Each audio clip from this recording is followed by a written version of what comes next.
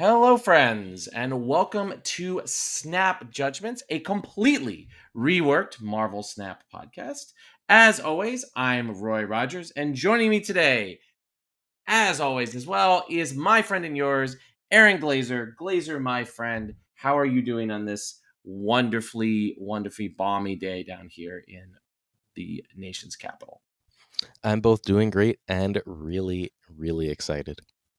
What could you possibly be excited about? Well, this is our brand new episode number 1. Viewers can see it on the screen. We are now on the Marvel Snap Zone YouTube because we are now the official Marvel Snap Zone podcast. If you're used to watching us on YouTube, make sure to check out, subscribe, ring that bell on the Marvel Snap Zone YouTube, and we'll still be on your regular podcatchers.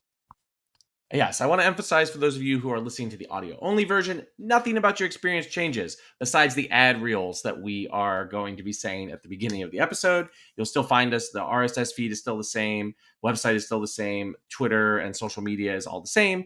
Just if you're a YouTube viewer, you're going to need to no longer go to our awesome YouTube channel where you can still find Glazer posting daily videos, but you will not find the new episodes. So these will now only be available on the awesome Marvel Snap Zone YouTube channel.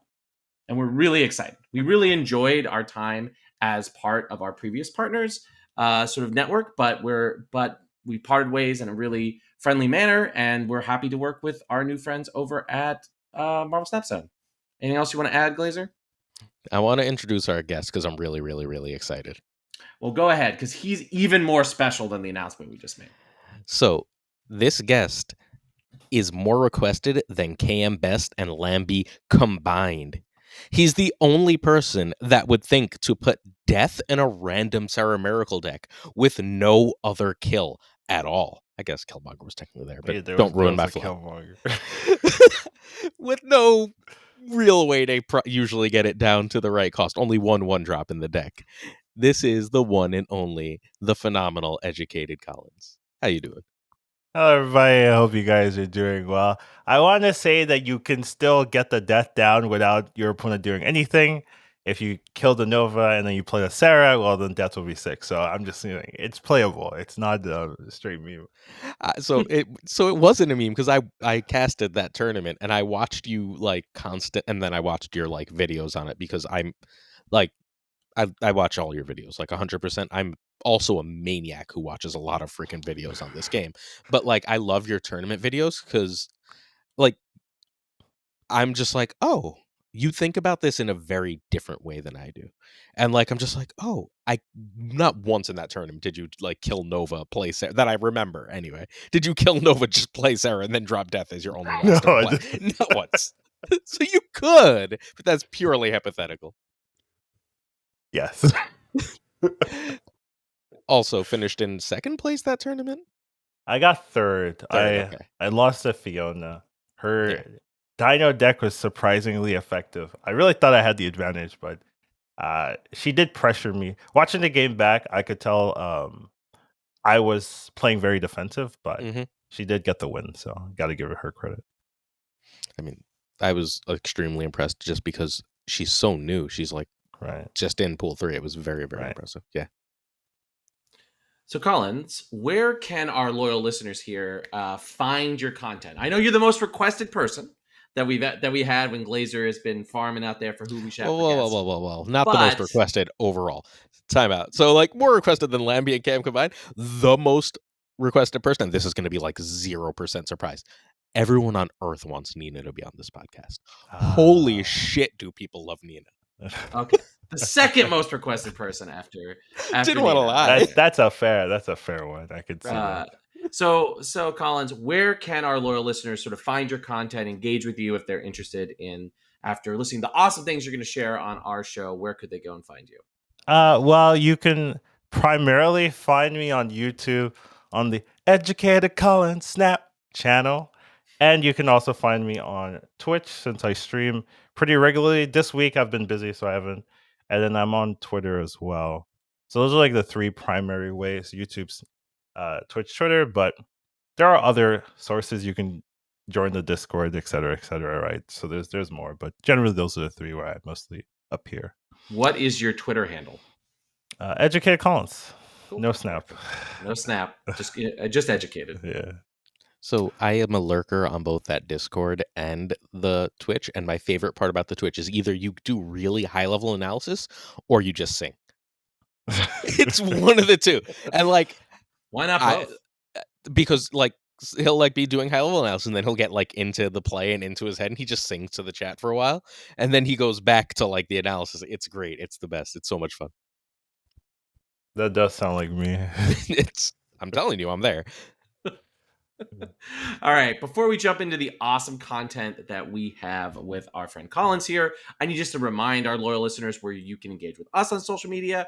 We are at SnapJudgeCast on Twitter. On TikTok, we are at SnapJudgeCast as well. We are on, of course, the Marvel Snap Zone Discord, where you can definitely find the same Hang with the Host channel under their podcast set of channels. Set of channels. You can reach me and Chris and Will and the other hosts who are not Glazer at our email, which is snapjudgmentspodcast@gmail.com.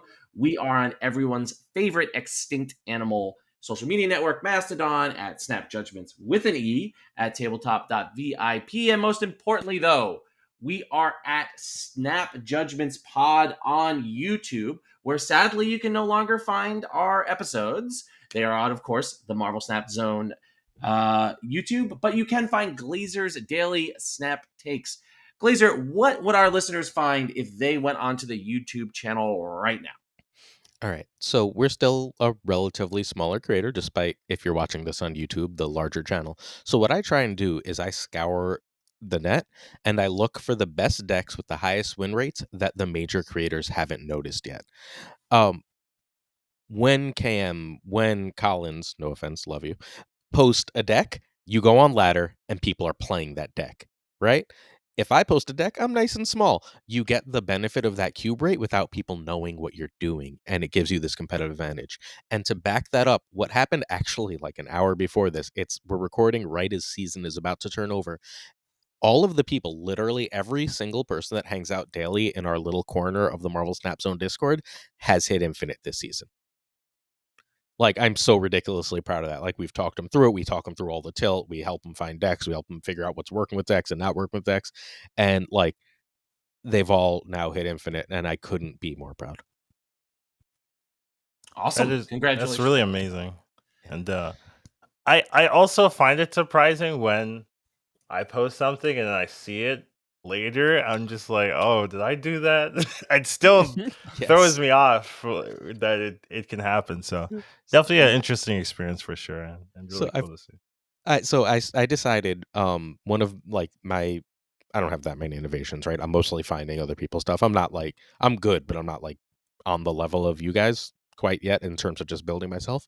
But I decided that one of the ways that these kitty decks can beat wave, if you're seeing a lot of wave, is just like run magic or run magic on top of Sarah in that list, and magic works as like a poor man's Sarah if you don't have it, right? And like it just beats wave if they're waving on 5, and then you can just wait one more turn and go off with your whole kitty hit monkey thing. And I've actually played it a couple times, and every time I do, I'm like, oh shit, I gotta change my tagline. All right, so let's jump into things now that the introduction is over. Congratulations again to the folks who hang out in our Discord and were talked through to Infinite by Glazer. So where did folks end up? I will start with myself because I did not hit Infinite, but I did in one day go from 29 to 64 in one day, playing SafetyBlade's on reveal deck for Commentage over the weekend, and then played a bunch of Living Tribunal to sort of bring it up there. But I was incredibly busy with the thing that pays my bills this month, and thus was not playing a lot of Marvel Snap. Do you gentlemen, though, where in Infinite did you two end up? You're more impressive. Go first. Okay, I see the B, Glazer. But I ended up 151. I wouldn't say I definitely grinded this season. There's not like too much of a push to keep grinding ranks after a certain amount. And the other issue for me is if you grind too hard, you can go back into like bot queue So I have to just make sure I'm balancing, not like try harding too hard, because then you definitely see some players that are just like full bot queue, and it's just like not a fun experience. And I had that for multiple months, so I know how like sad it can be if you're heavy into that. So we just kind of played it casually, but still pretty good rate to end up in, I think, for sure. Is MMR resetting or soft resetting this I think season when you so. drop out? I think so, and I hope that helps a lot. It's something I've been asking for them to soft reset, because the current way is you just get pushed back a little bit. So if you're still way far ahead, you still just end up in that same spot. And basically, it was like nonstop bots in rank 70. It was only after I hit infinite did I start really seeing people, because there wasn't anyone with the MMR in under infinite. So it's definitely weird. I hope that the soft, like they have the more heavy reset of the MMR will allow more balanced matches, I guess. Cool. Aaron, where'd you end up? So I ended up at 103. I hit infinite in 3 days, and I'm never doing that again. I'm gonna go way slower this season. Like hitting infinite in 3 days. I mean, I guess maybe I will because of conquest mode, right? But like, I was just like, what is the memeiest, dumbest thing I can play? I climbed to 115, I fell down to 100. I climbed to 112, I fell down to 103. It's just, I've just been like, I have enjoyed the meta a lot. I enjoy discovery a lot, but like hitting infinite fast left me feeling like I had very little to do. That's the only life I know, so it's just like, Well. yeah, I guess. That's all I've seen. Well, Conquest is coming. No one can expect the death. That deck was going back to the drawing board after that tournament. I saw your deck and I was like, oh, he's memeing, and then you just kept winning. And I was like, oh, he's insanely good. Okay, got it. Well, we're gonna talk about Conquest some more later. So let's sort of keep away from that and think about sort of now. You can go on our YouTube and listen to some of our friends of the show talk about how the season went for them. But Collins, since again our listeners can hear Glazer and I what we have to say about this, what did you think about this season overall, and where does it fit into sort of the last 9 months or so of sort of public release of Snap? One of the stronger seasons, weaker ones, fun, less fun? That is a good question when you're comparing it to all the seasons overall. I will say that I started global release, right? So I don't have any real experience from beta time. Mm-hmm. But in terms of the global release, this is definitely, it has to be one of the better seasons, because it's a season with less bots, essentially. Like, so the first couple of seasons I started with were okay, but I didn't have all the cards, right? I wasn't even series 3. So those experiences were fun, but it was like a muted version of the game, right? And really after the first season where I really passed series 3 and really started getting into it, like that Zabu season, right? That's when I really like grinded super hard, and I started seeing a lot more bots, right? So after those seasons, it was pretty bot centric. So it's hard to really be appreciative of that season, because my experience is very different than most other players. But this season and really last season as well has been relatively good, right? Because I've been able to play a lot of people and really kind of see more of the landscape of Marble Snap in terms of the like high level competitive environment. So it was good. I will say there is like, it feels like there's something missing at the end in terms of having players keep playing. Like, obviously playing with the new cards is cool and all, and I definitely think the high evolution like shift really did add another fresh perspective on the season.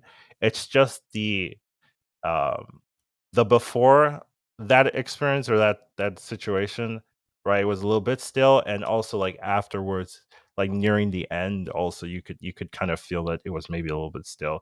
It'd definitely be cool if there was like something to shake it up, or an event, or something to just keep people playing, because once you hit infinite and stuff, there's not a lot to do. Hopefully the conquest will be an adjustment to that.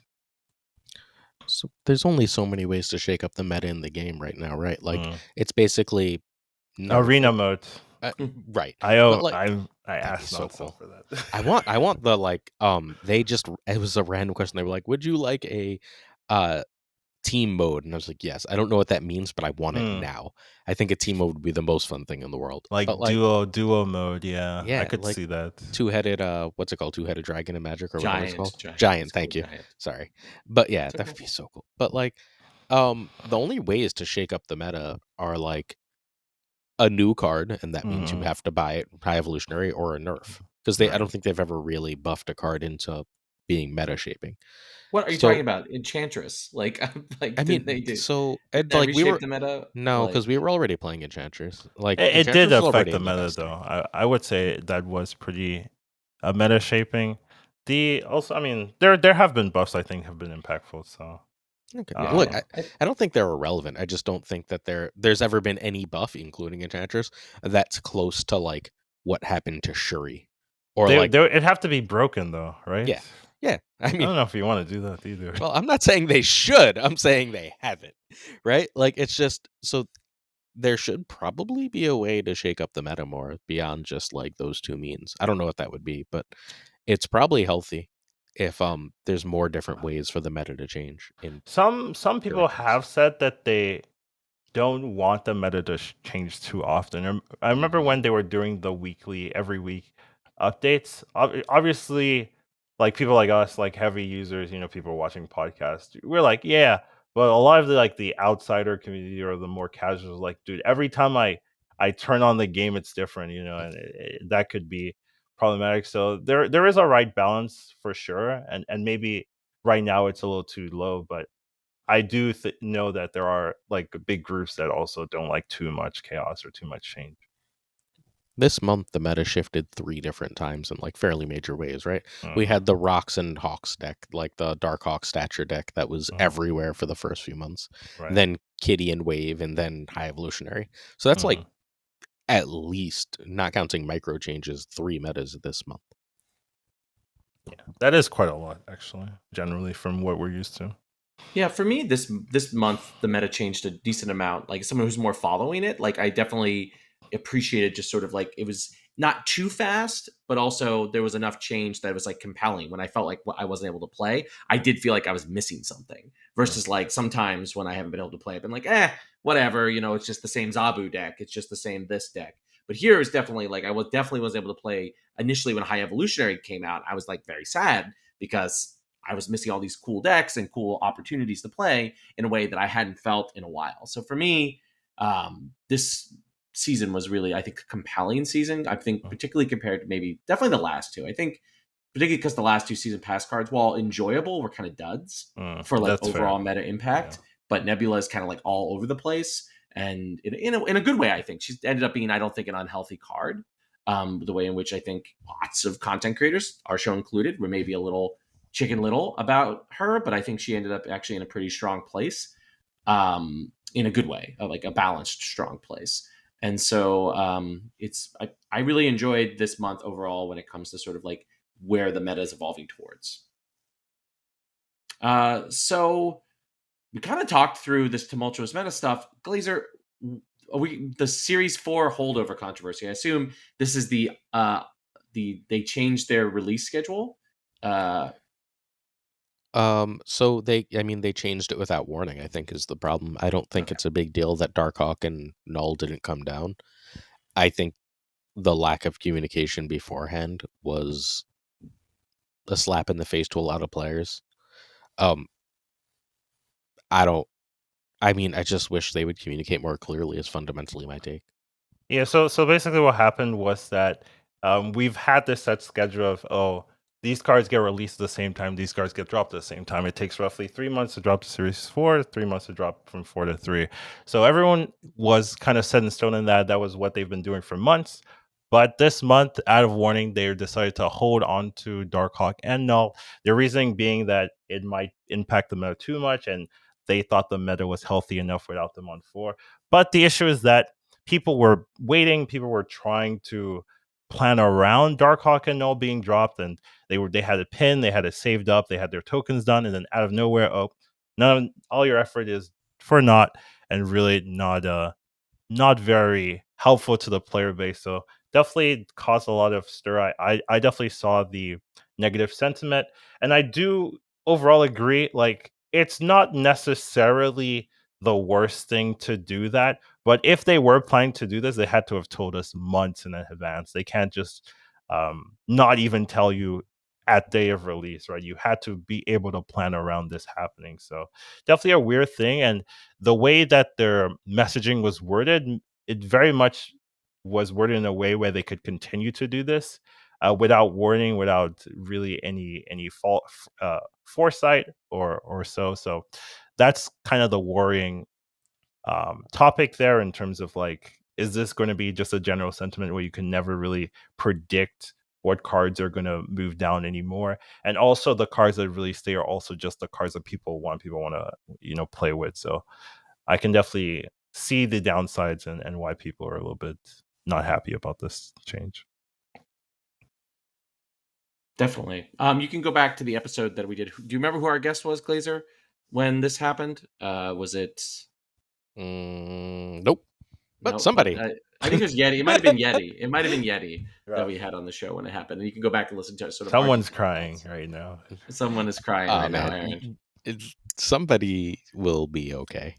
I'm sure they'll be fine. We only allow adults on this podcast. All right. Before we move on and sort of talk about the upcoming season, let's swing into talking about the cards from this season. So Nebula, sort of, where did we think she landed? I said earlier that I thought she ended up landing in a really good and relatively balanced place. But what do you two gentlemen think? She's a really strong one drop, I would say. Definitely one of the best one drops in the game right now. In fact, you can play it, not care, and like have 5 to 7 power is really just very useful. So I really think it's a good card in the game. Probably wouldn't be surprised if there was any changes, but for now, like, it's okay since there are some downsides as well. Yeah, it's a meta shaping card, right? Like, it affects what you play and how you play the game. I think it's like, I don't think it's the best one drop because they released Kitty, and I don't think I realized just how busted Kitty was. And I think Kitty's like inching towards a nerf real fast. But she already got nerfed. So what do you mean? yeah, well, they gave I'm looking forward to the discourse when the card they gave everyone for free is nerfed. But like, I think Kitty being in so many decks has made Nebula appear toward that back half of the season to be a little worse than she actually is. Well, I do agree that Kitty's stronger, but I think Nebula's more flexible in that you can play Nebula in way more decks. So I think it's fine for a card to be stronger when it's less flexible than the other one. So I'm generally fine with the interaction. I'm completely fine with both. I think the game is more interesting when it's high powered. When there's like a lot of there's a lot of powerful things to do. So I'm not against that at all. I just think that Second Dinner have shown that they don't want the game to trend in that direction. But I think Nebula's a great card. I think it's the second best one drop, and I don't think it's particularly close, and it fits in an awful lot of decks. Yeah, I mean, speaking of the future, that placement might change, but I do agree for now that it's the second best. I mean, the ham. We're not there yet. How about Iron Lad? What do we think about this card? Iron Lad's a card that overall surprised me in how I felt like I was the one saying it wasn't OP when everyone else is saying it's OP, and I'm just like, is it though? Like, the stats don't agree. I do think it's a strong card, but there are some downsides to playing Iron Lad. You kind of bank on it hitting your Doctor Doom or really powerful hit, but a lot of times it's just like mid or not like super impactful. And it's just maybe 4 for 6 or 3 for 6, which is not bad, but a lot of people are like, this is like Omega best card, and I'm just like, stats don't agree. So that's been my experience. When I thought I would be having to justify this being like very strong, like, oh, this is really, which I was the one having to say, slow down there, the car's crashing. It's great. It's not the best card in the game, and I think a large part of what makes it so great is Zabu.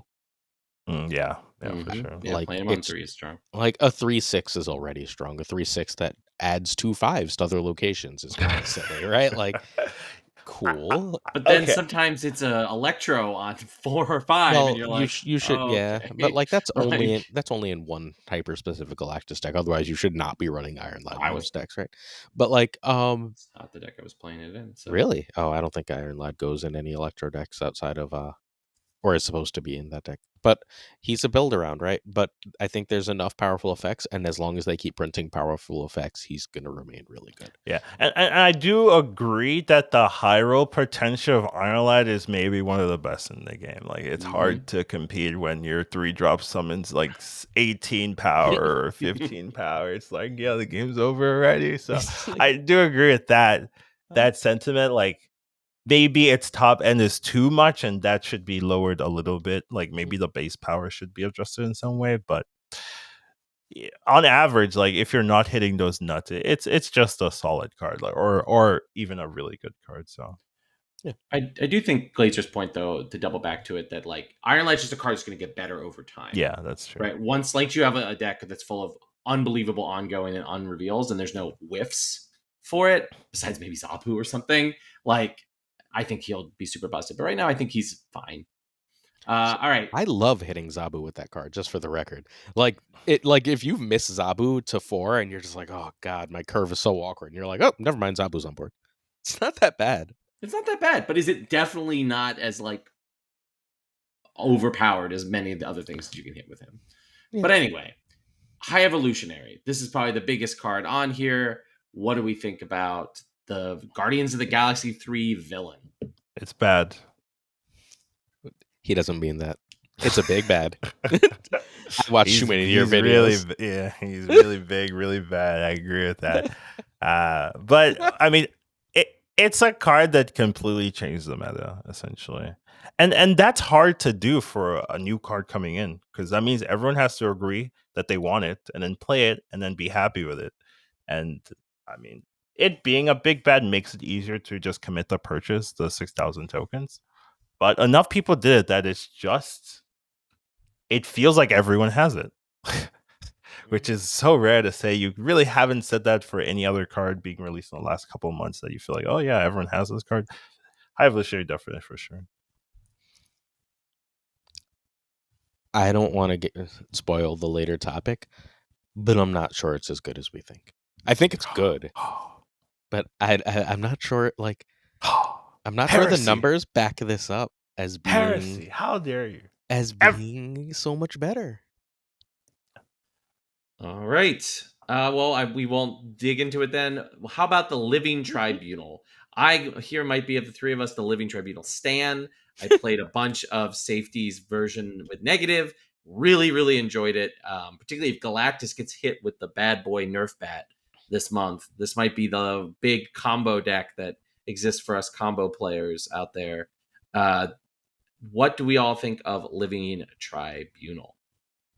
I fought against it like a couple of times, and I lost to it, so must be good. But overall, I mean, I think it's too specific. I think it requires either a really good hand or really nice locations to fully take advantage of it, which you can't really guarantee. So a lot of games you'll just have it and it will not be worth playing, which is a little bit sad. But it's a fun looking card. Maybe it needs a little bit of a boost upwards, but overall, like, it's fun, and I can see it being toxic if it's too good. I still don't, like I said it when I reviewed it, I don't really have a strong opinion on it. It's a card that exists. I'm happy it exists because it's something else to think of, right? Well, I don't think about it. So I guess and that's I what don't it gets ever you. go into my games thinking, oh yeah, I lose to a Tribunal, because it just doesn't happen. Oh, So, baby, those are some nice 8-cube games for me yesterday, let me tell you. right, but okay, so like, but sure, but like, I guess in battle mode, if like you're like, what the hell is this opponent doing? They're ignoring all the other lanes. You can be like, all right, are they Living Tribunal? And like, try and play around it a little bit, or not play around it and be like, God, I'll just beat this in the later rounds because who cares if it is Tribunal, right? But like, I I like that it's different, but like, it's still meme tier for the time being.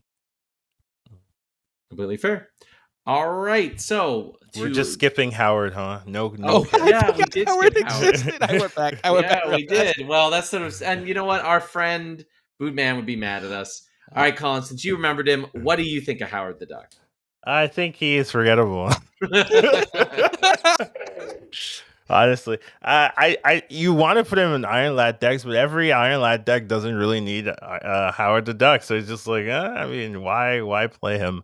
There have been some decks where you run it and maybe a lockjaw list where you can manipulate what's on top of your deck and stuff. But a lot of the time, I really haven't been like impressed with Howard. I just think like the knowledge isn't super that valuable, and you could just make a deck and just rely on RNG as long as it's favorable to you. Because when you're designing decks, you even if you're playing like a Jubilee deck, like obviously it's RNG, but it's RNG that you designed, you put into your list, so it should be favorable for you. So it's the same thing with Iron Lad. It should be favorable for you, so you probably don't need the Howard, and it just opens another like whiff in your deck list. So I'm generally fine with not playing him.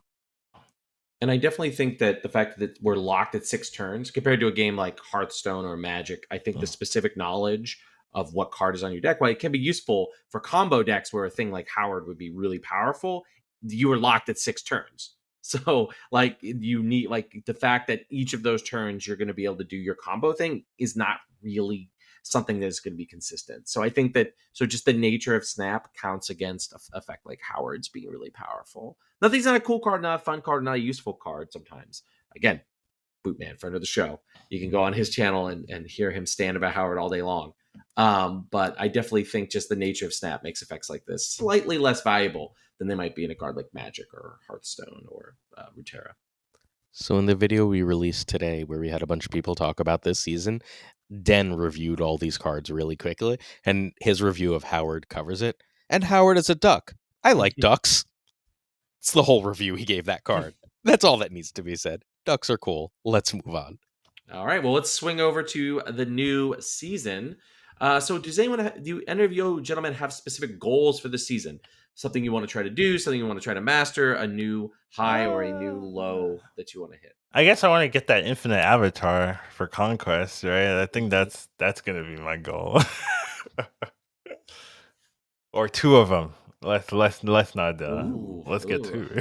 Wait, what are you getting them on? I use the same avatar, the Misty Knight, for everything, so I only need the one, but I'll get 2 anyways, just for the fun of it. I don't know what my end game goal is. I think my end game goal is to really become a master of what's different between Conquest and Ladder, because I think that like figuring out cognitively or like metacognitively how to explain that difference is going to be really valuable to a lot of people, and I feel like it's a good way to like provide value to the community. Yeah, well, it's battle mode essentially, I believe so. It's the difference between battle mode and just regular Ladder. So, but it's battle mode where you, I guess, in like a tournament of battle mode, you have to win. Where you like can't 80% of your lose. games. Yeah. Okay. Like that you can't lose, I think changes things, and I think a lot of people are going to struggle cognitively with the idea of there being infinite cubes versus there being 10 cubes, right? Because that's a fundamental change in the way people think. That I've played enough battle mode and covered enough tournaments to know that everyone doesn't immediately make that mental shift. So like there's a like how do we communicate to people before like the internet does what the internet does, that 10 cubes you cannot go with the same mindset you do with it as with infinite. Mm-hmm. I do think tournament players are going to be at a pretty good advantage here in this format since they've been practicing with battle mode, and most players that play normal or casually never experience battle mode really. Like you have to want to be playing in some format, and even playing with your friends is not the same as playing in like an actual tournament. So I really think the people that have been grinding tournaments are going to have such an advantage because there's little things in breakpoints of when you want to leave and retreat and pressure that you really don't fully get to know unless you've played through tournaments or you've played through battle mode quite a bit. So they have that big advantage, and hopefully we can share it with others and make everyone better over time. Yeah, I agree with that. I mean, I've taken to calling it the Quinny example in my head, where like they drop Invisible Woman and then play a card behind it, right?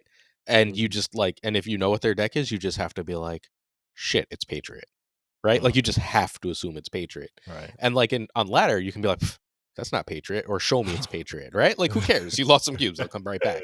Like, Right. but if they drop it there and snap, you have to be like, Yeah.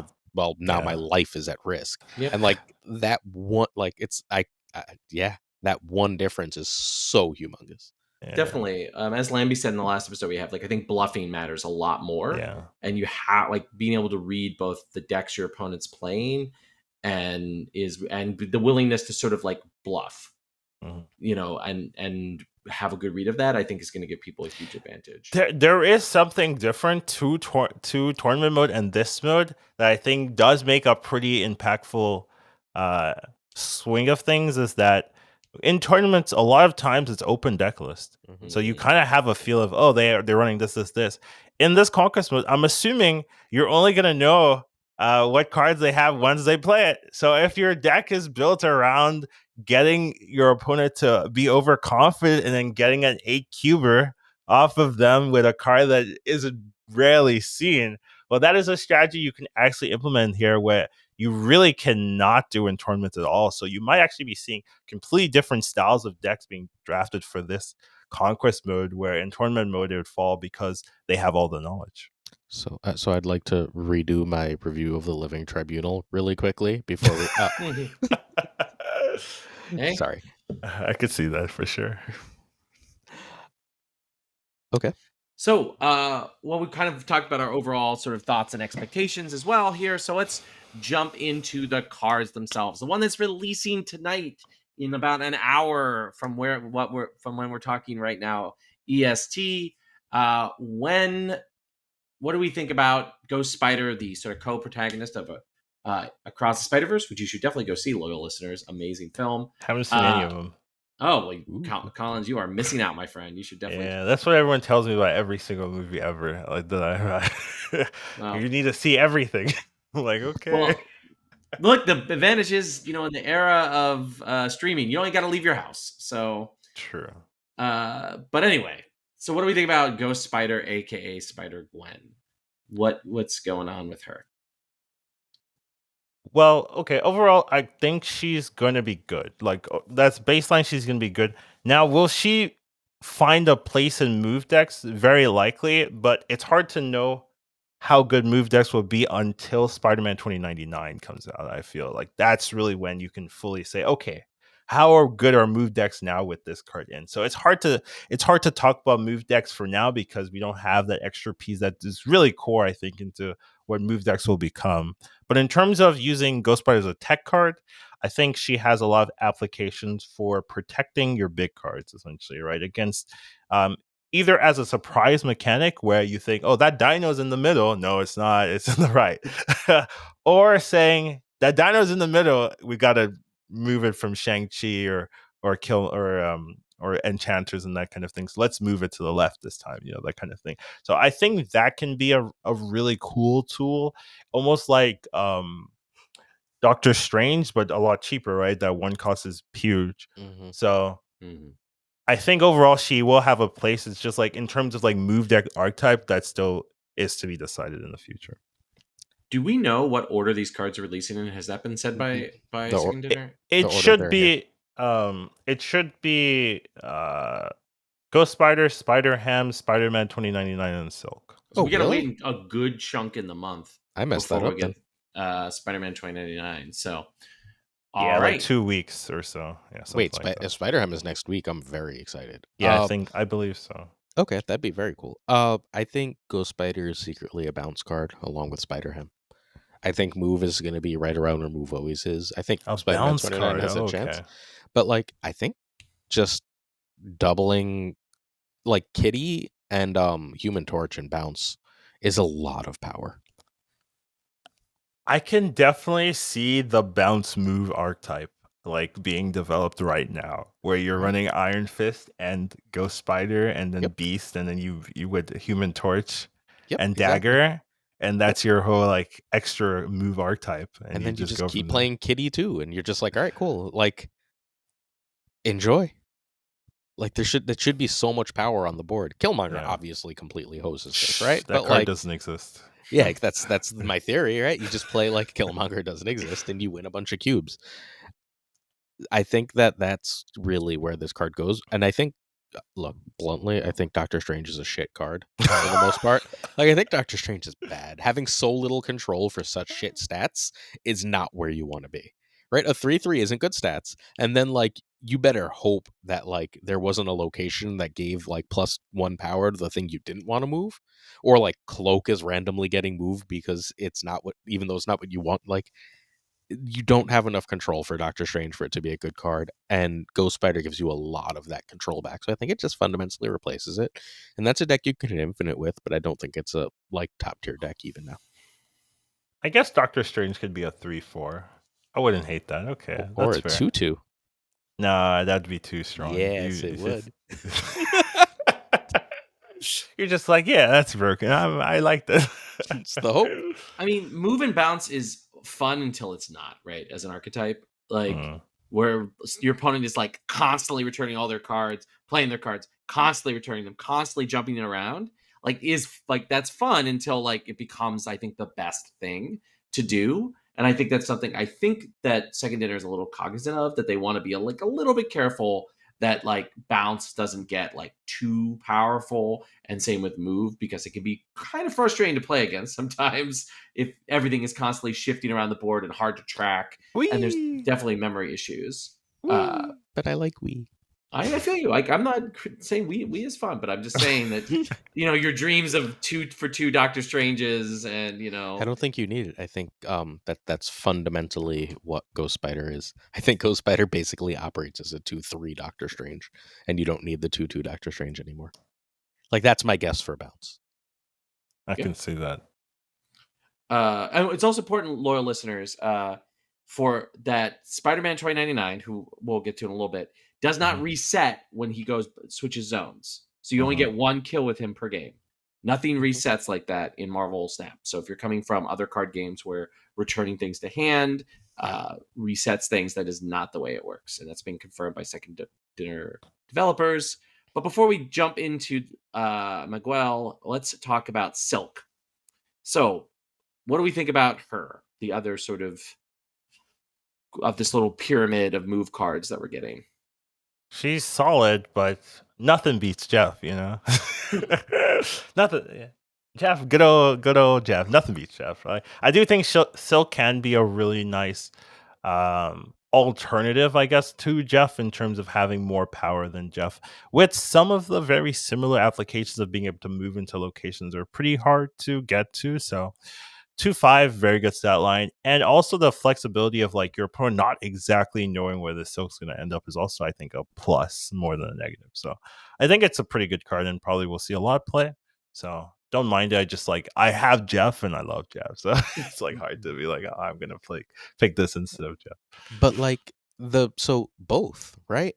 Like, I don't think that's true. Silk is a move card at all. I don't think Silk goes in move decks, except that like we learned last month that you can just stick Miles in decks and have it be a really good card, right? Like, if you've got a Jeff and a Silk in the deck, you can do the turn 5 wave Miles thing really consistently. Right. That's a very good point. And that's a very good point right there. Thank you. I got one. All right.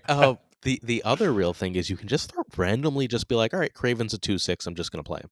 Yeah. You don't need many other moves if you've got Silk, and if opponents are playing Silk, Craven just becomes a really good card. That's true. Because things are just bouncing all over the place, right? Like, as long as that keeps happening, Craven as a 2/6 most games, and then you've got a 2/5 Silk. Is Craven just the meta this month? Yep. Just in every deck? Yep. Yes, he is. Play. I mean, he is one of the few symmetrical effects. He becomes the twist card of the meta. I've been waiting to tell people I'm playing him in Surfer.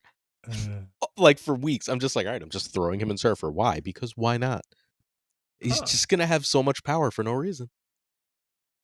I can see that. Gotta wait till Silk comes out really to like fully like meme on every deck. But yeah, I can see it. Right? But it's Craven, and it's just like that Roxanne that look, Safety made it, and everyone else on Earth got credit. But the stats deck, the like one that wants to run like Black Bolt stature thing, Yeah. that deck with that little combo in it is sick. And then you can just throw a wave in like in that Polaris spot because like that's gonna win a lot of games. Huh. That's very true. That's cool. Those are definitely some things to think about for the future in terms of I was hoping the Silk new was cards next. being added. Yeah. I was so excited to just like not tell people and then do that and be like, look. But yeah, now it's on cast. So And you are listeners of the podcast and viewers on the Marvel Snap Zone YouTube. All right, let's go on to Miguel. Spider-Man 2099. What do we think about this card? I think it's the one that seems most people are most excited for, and not just again because he's the major antagonist of Into the Spider or Across the Spider-Verse. Excuse me. What do we think about? Oh, is he? Oh, Yeah, that's a shame. sorta. It's complicated. I said antagonist. He's not like. I love 4/6 Shang-Chi. He sounds balanced to me. Haha. I mean, Smiley face. as long as Zabu exists, like a 4/6 is that has a positive effect is kind of going to be good. Yeah, I mean, I think he's gonna be played. Obviously, I think once this comes out, Move Dex City, at least for like the first couple of days, and people are gonna try it out. And so, seems fun. Definitely, this and Shang-Chi in your list, you can definitely be that person and have a lot of fun. I wonder if you're gonna have like this, like Shang-Chi, Spider-Man 2099 null list at the end, just like, yep, I'm that guy. Do we have so enough fun. targeted move, like where you can really reliably control exactly where this man goes? In Thanos, you do. Yeah, in Thanos, you definitely can, huh? Thanos, you can, yeah. Move Thanos. Yeah. Kraken That's Null not- hit infinite with it once. He's hit infinite with everything. It's Only move decks, every move deck. That's But- cool. Right? Like there's something here. Yeah, I mean it's a powerful effect. It's worth paying the cost for. Question is For like how for consistent. 3,000 tokens. Like by the way, Spider-Ham and Spider-Man 29 are both 3,000 tokens and Selk is 6,000. So like Yeah. for 3,000 tokens, like he's almost certainly worth it. That's definitely something to talk about. I really like that they're starting to do that. I just hope that continues in the future, where it makes things a lot more accessible for players to be spending 3,000 tokens to get some of the cool cards being released. Because I really do think you want to at least allow people to have options on the cards they want and let them use their tokens for, like, you know, other things, variants and whatnot. So I'm happy with the change. I think right. they're like 80% towards just fixing the card acquisition economy. Mm-hmm. Cool. Well, last card you want to acquire. Whoa! Slow down there. First card you want to acquire. First card you want to acquire. Well, I more meant like last of the list. Spider-Ham. Our little 1/1 friend. Definitely could be busted. I heard today that it tells you, like, they wanted to tell you who you hit, and I No way. absolutely hate that. No way. That decision. Yeah, I know. Like that. No, that sounds broken. Yes, that sounds so toxic. I hope they're like wait on reverting. turn 1, you know exactly what your opponent is playing. You know It's their too deck. strong. And it doesn't even make sense. What, like, Are you Iceman playing your doesn't do that? Spider-Ham on turn 1? Yeah. And then you're Yeah. bouncing him and playing him on turn 3, and then you're bouncing him and playing on turn 4. Yes. Okay.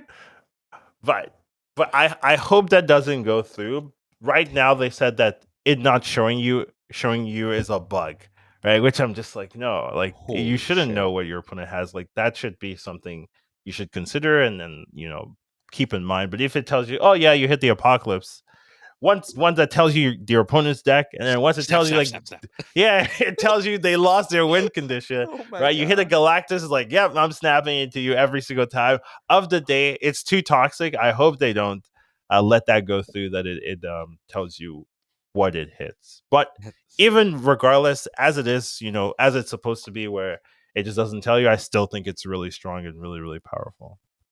One cost, single target leech. Yeah, man. Yeah. Like, they spoiled this, and then everyone was like, this is broken. And then there was this wave of, oh, whatever. What are you really hitting? you're probably gonna hit nothing. And it's like, I run Iceman, right? And like, doesn't matter if I know what I'm hitting. You know that like, if you've had Iceman played against, you know there's a certain percentage of games you just go, well, that was a fun game. Yeah. Gotta run, right? Yeah. Like, this is so exponentially better than that. It's completely insane. Like, could you imagine hitting a Doom or like not even like Galactus, a Doom, a Serra, a Null, a Death? Like, and it's gonna hit a lot of deaths, right? An A Death they Infinite. wanted to play. Yeah. So Infinite just starts going in decks, right? Like, you're just gonna have to be like, all right. So I've got my 11 cards in my Infinite, so that Spider-Ham can hit it. Definitely makes those infinite draws and those lockjaw decks much better. Oh my! It's gonna hit like Iron Man in a lot of decks. Yeah. Tribunal. I do think people will be running random infinites now, like after absolutely. Spider-Man goes. And once again, right? Imagine if it tells you you hit infinite like that, you lose that sense of like, oh my god, I'm gonna surprise them so hard, you know. So I really hope that they don't let that go through because it just seems it's so unfair to tell your opponent what you hit. If there was a 1/1 that said nothing else, reveal your opponent's hand, you'd play that. A 1/1 that says reveal your opponent's hand. I'd play that in a second. I think that's like Howard the It does Duck, literally but nothing else. 10,000 Doesn't times draw a better. card. Nope. Doesn't. But I don't need- I on don't- reveal. On reveal. Yeah, reveal your opponent. that's really strong. Right? That's crazy strong. Yeah. Like, think about what that does. You can play it on 5. Yes. And in a game with snaps. No, please never make that card. But like, if Howard the Duck, if Spider-Ham tells you what you hit, it's like halfway there. Like, you don't necessarily know what's in their hand, but like 70% of the time, if you're insane about this game, and if you're watching this podcast, you probably are, you know what's in their deck. It'd have to be a 3-cost card, I think. Yeah. That's for what? Like a 3/2 or something. But like, think about how if Spider-Ham tells you what your opponent, what it hits, it's basically that card most of the time, or it operates or like better. that card. Yeah. It's just, I can't. That's holy. You blew my mind. I really hope that doesn't go through. So I'm down for that. Yeah. So you heard it here first. 3,000 tokens on that. Yeah. There you go. All right. I definitely agree. Like, that's probably the card I'm most excited to get for myself. So I was until you told me this. Now I'm just scared. All right. Well, what deck are you most excited about to try with these cards? I mean, it has to be Move, right? Like, I'm down to revive an archetype that's unplayable Copium. I know some people are like, "What are you talking about?"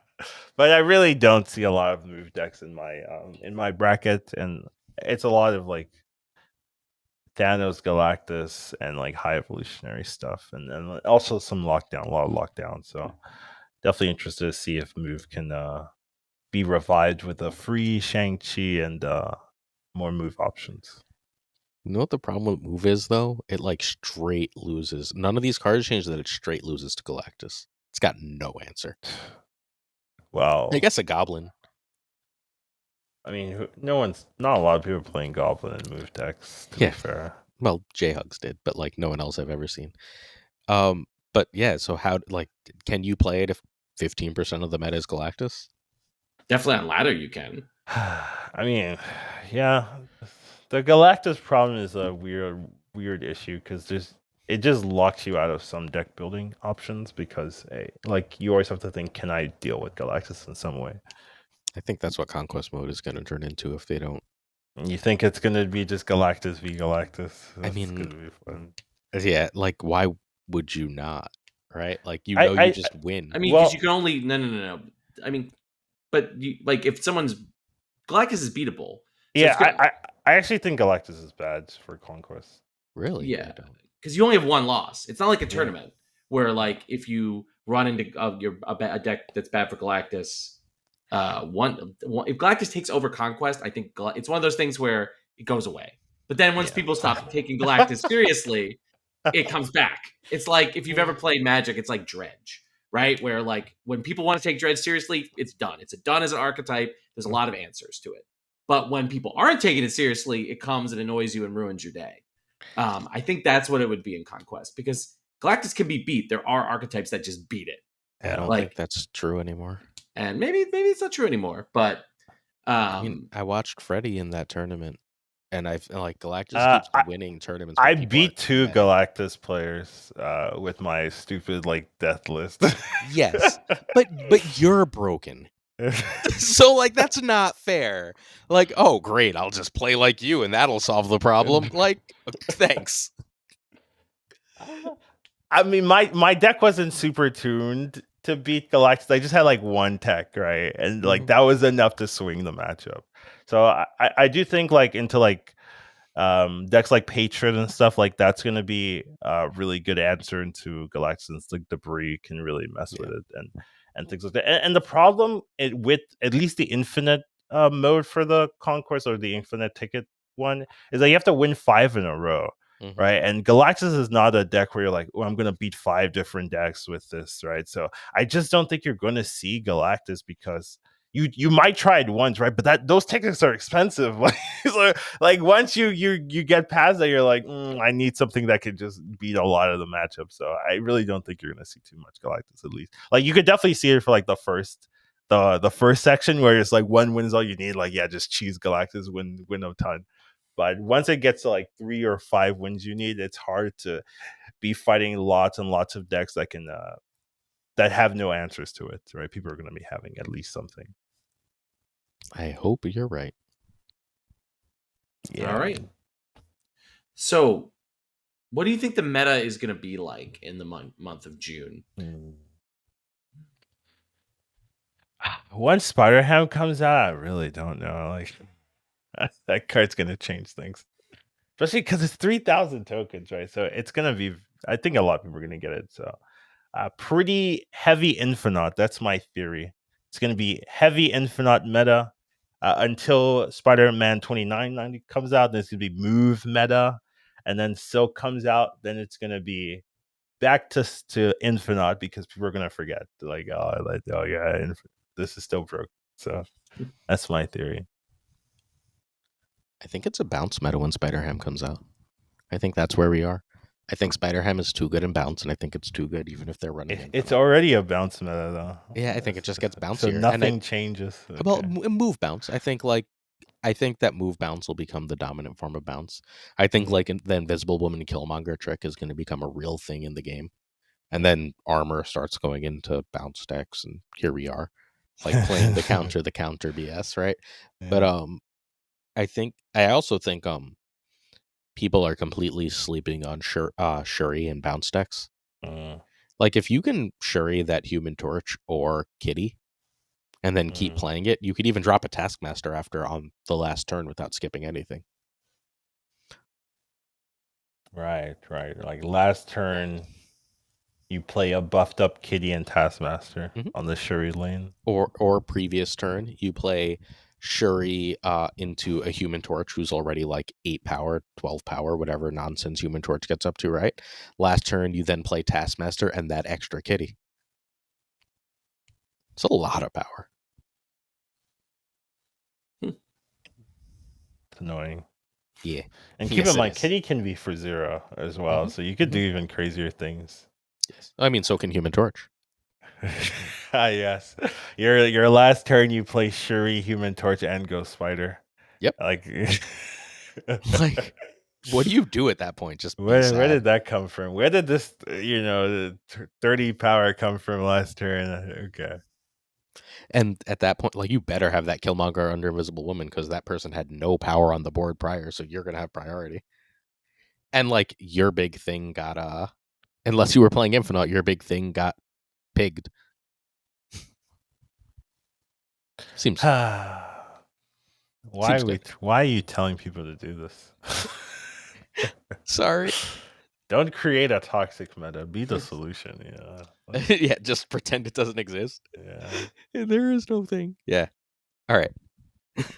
Oops. All right. Well, what's a card outside of the big ones that are getting released this month that could get affected by a patch, either as a nerf or a buff. We're not talking about Galactus. Is that a No, you big could one? definitely talk about If you Galactus. want. Yeah. I mean, they have been saying like, oh, Galactus might be getting adjusted, right? So maybe I'm like, oh, I'm just looking at the data, and they mentioned Galactus. Uh, I personally don't have too much of an issue with Galactus. I do understand it's frustrating, but it's a card that does stuff, and there's some answers. It's just hard in tournaments when you have to like build the answers into your deck, and then you also have to beat other decks, right? While having an answers Galactus, right? And that can be hard, right? So, like I ran Green Goblin, right? And like there were some matchups just like, it doesn't do anything, but and the Galactus matchups, right? Like it definitely carried. So, Would be cool? A banned list for just Conquest mode. Like for this week, you can't play these 3 cards in Conquest mode. That's For this week, you interesting. can. A Wouldn't that ban be list cool? would be interesting. It's hard to do that in this game generally because there's no like rotations and stuff, and people have very interesting feelings around a particular card, right? Where like, oh, Gwen comes out, people might have feelings, and they just watch the movie and stuff like that. And you're like, oh, well, we're banning Gwen this week. It's like, no, I want to play that. So it's hard to like have a ban list since it's so important, I guess. But just do it for like older cards and do it for a week of the 4-week period. Yeah, and just for Conquest, right? Like if just for week 2 of Conquest, you cannot play Galactus Day. Yeah, I think for Conquest it's fine. I'm just saying, like in general, bans are weird. Also, I think their card acquisition model, because it's hodgepodge, doesn't pay its way to banning, right? Like, people who are mostly Series 3 complete who could do well in Conquest, like, well, if they decide to ban Devil Dino, and that was like, well, the deck I own that could go in Conquest, because the Glazers and Educated Collinses of the world are sick up against playing against Dino, and they want new experiences. You see that? Yeah. Good job. Thank you. Are sick of playing against that card. Right, but me, mostly pool 3 complete, but the most competitive deck I own is Devil Dino. Well, now I can't be in Conquest. So I think that they haven't set themselves up well for sort of banning cards, even though I do think it's basically a novel area, because we really do always need to be careful for the people who like really overly stress constant like novelness, is that like a lot of people can't afford that financially or can't afford it in time because they just don't have the resources for a lot of reasons. Yeah, that's very true. I want to answer this question real fast. I want Quake to work at any location. That's all I want for Christmas is an any location Quake. That's crazy. I want it so bad. So bad. Quake is so much fun. I think that would be fine, honestly. Maybe. I think now that like the you can't enter ones have been like kind of downgraded in the amount you get them, I think it's healthier to have her. But like in a world of like Sanctum Sanctorum and Morag and everything is all over the place. Plunder Castle, like and suddenly, you've randomized it, it lands on the Quake player's best location. Now I can't play anything in there. Oh, that's fun. But I think now that the location spread is like more interactive, I think it might be safe to do that. They can always nuke it too if they change it. For me, it's Baron Moto.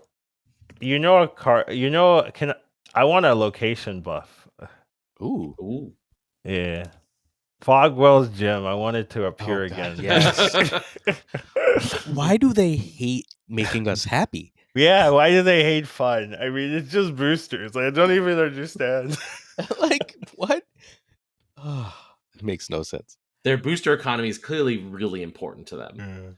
All right. And no one else. It's important to them and no one else. We're just like, just give us boosters. We don't care. We just want to see cool sparkles on our cards. Stop preventing it. All right. Well, let's jump into... Wait. You started Mordoing. You got a Mordo. Oh, I just think Baron Mordo is a card that deserves to get... buffed. I agree. It deserves a buff. Isn't the buff Spider-Ham? Yeah, I mean, that's what I'm saying. Now that Spider-Ham is there, like, if you're going to print an answer card at that level... And I think it's an interesting tension, right? If they buff Mordo, like, is Mordo better for your deck as a disruptive card than Spider-Ham? Like, I think there's a more interesting tension because Spider-Ham by default just outclasses Baron Mordo. Like, just no, you run them together. Sure. Spider-Ham, bounce, Mordo, Spider-Ham. Or Yeah. sorry, beasts better. But it reduces your chance of like if you turn my like 4-drop into like a you know what I mean, a like 6, right? yeah, and then it protects my Doom, right? Like I don't think You I think can't we run have them to together. I agree with that. Yeah, Yeah. it doesn't work that well. Okay. But all right, let's jump into Conquest mode. So, what do we think of the format Conquest? This has been sort of the thing. Glazer, it feels like months ago actually. Glazer and I did a whole episode about Conquest, thinking it was imminent, coming in. Well, coming soon. coming soon. And months later. Months later, we get it. So, Collins, like, what do you think of the format? Wait, I have a question. Wait, before we answer actual format question, I've been asking everyone this because I'm really curious. Do you think it's going to release and work? Yes, I hope so. Because damn, they've taken their time with this one. So it's not the most complicated thing. So, sorry, I just have to ask that. Work. Okay, if it doesn't, I'm clipping right, this. This is a YouTube short. It has to work. Come on, don't let me down. Please work. All right, sorry. Go ahead. The real question. What do I think of the format? So it's a little weird. In essence, in that it becomes very what's it called, elitist at the end. It becomes very, very elitist. Like the first part, win a match, unlock the next match. Sure, even that's sometimes hard for players. Like I'm not even like it like. I assume there's not going to be like MMR or something, and you just match with like anyone else who's also queuing up in this system. But like once you get into like the gold territory, the infinite territory, those people are like good, right? Like they've made it to the other part, and they're either like wasting gold and just like heavy spenders, which I hope they're not doing that, or they're very good players that can like consistently win 2 matches in a row. And you're going to be fighting, and you have to beat those type of players 3 times to even get the infinite ticket. Can you imagine? Like the infinite ticket matches are going to be very difficult. Mm-hmm. And you have to win 5 of them. You have to beat 5 different infinite match quality people to get that avatar. Like that's so hard. So I actually don't think this is gonna last. Like I think this is like an experiment, and then they're gonna see like it's like 0.5% that gets even there, and not even sure they get the avatar, but even get to that format. There's like, okay, maybe this is too difficult. So I'm not expecting it to stay like this. So just to be clear about how this works for our listeners, right? Okay. So I'm going to try to walk through it and tell me if I'm wrong. So proving gold grounds cost gold. Then, no, correct? Nothing. No, costs gold. I don't think it costs gold. Nothing costs gold. Everything is. You can just enter proving ground, and you can enter any of the others except I believe Infinity with gold. You can enter Infinity with gold. Oh, so you can enter anything with gold. Gold is just an alternate way to enter. Yes, but it becomes expensive if you do that. So I would, but if I don't want to pay gold, I win a bunch of proving grounds, right? One proving ground, which gives me a ticket for silver. Mm-hmm.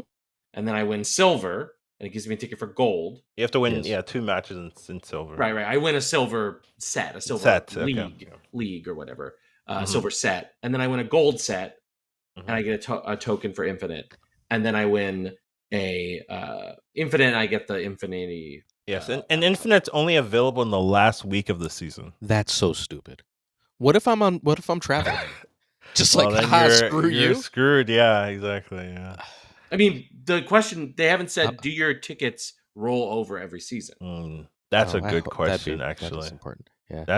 If your gold tickets roll over to the next season, it's like, yeah, you missed that week, but are you traveling the end of that's the next interesting because that means you could infinitely farm tickets. Mm-hmm. You know what I mean? Like where I would be surprised if they let you do that. Actually, so I don't know how generous they are in terms of this. They're not going to. They're just going to expire, and people are going to freak out. I mean, let's not put that information out there, though. Like we don't know. I expect it to be that these tickets expire. Okay, but fair. But yes. Like I expect the tickets to be themed for the season, is what I would guess. You mean just like with symbols themed? Because like otherwise, there's no theming. Like it'll be like this is the whatever. This is the Spider-Verse, so there'll be Spider-Verse tickets. So even if they don't expire, they're only good for that season. Is my guess. Assuming they've even thought of this, which I guess it's possible they haven't. But just to be wait, clear, wait. like you can sit in Proving Ground and like you Mhm. farm a bunch Yeah, for yeah. free. Yes, And Proving get Ground a bunch is of now- silver. yes. Okay. Proving Ground is now casual mode. Pretty much, yeah. It's once I hit infinite, I'm just straight to Conquest. I'm Yep. not It's gonna touching be that. so fun. So fun. Not touching it. And you can do your dailies in it. Yeah, for That's sure. just it. I'm set. And so gold is really going to be the most competitive of these for most of the month. Yeah. I And- believe so. Because they create stakes, right? So because right now there's really zero stakes for a ladder game. Yeah, But completely. at least for gold, there's stakes. Okay. So okay. There's this thing that exists that I didn't know existed. I don't know if you guys did. You know there's a beta server that's not region locked. That's just a bunch of like people who played in the beta who can just play each other all the time. No, I didn't know that. Yeah, like that's where at least one of our friends like plays because he's in a region that doesn't have a lot of players. So he like only plays Marvel Snap in like hard mode because it's just like people who were in the beta who like stuck around the game and have been playing forever. Could you is Conquest gonna A, be region locked, and B, if it's not, could you imagine being in that server? It's like a circle of hell, right? That sounds fun. I mean, I kind of was in that set already, where the only people I could play were like super hard opponents. So I kind of already understand that mentality. So it's like, yeah, I could see it. The other thing that was unclear to me in this expo, so you're always playing somebody in your bracket, and there's never bots. I believe so. Right? Yes. In Proving Grounds. So, yeah, I believe they shouldn't be bots as well. Theoretically, you can have a long queue for infinite, though. That's why to get early on, like theoretically, yeah. Well, that I think that's why they're making it only the last week, right? Because if you did it, if you could always do it, right? And I like for this is just an example, guys. First day, get infinite, right? And I'm playing, and I'm just like, oh, it's an hour queue. Like, yeah, that's gonna happen, right? And it's like the same person, right? If they queue again, and I mean, it's just very unlikely that you're going to have a lot of people in infinite early. So I think that's why they needed to have a system like that where you have to do it in a specific window. Makes sense. I think they're going to change it like within a season to not be undefeated, but be X wins before X losses. Right. I could see that as well. Like I think win 5 is so hard. Oh like, my God. It's so hard. It's win 11 in a row is what this is telling you to do. Well, no. Not in a row. You can take a break and switch decks. Sure. But like still like you have to in some form or fashion win 11 games. Right?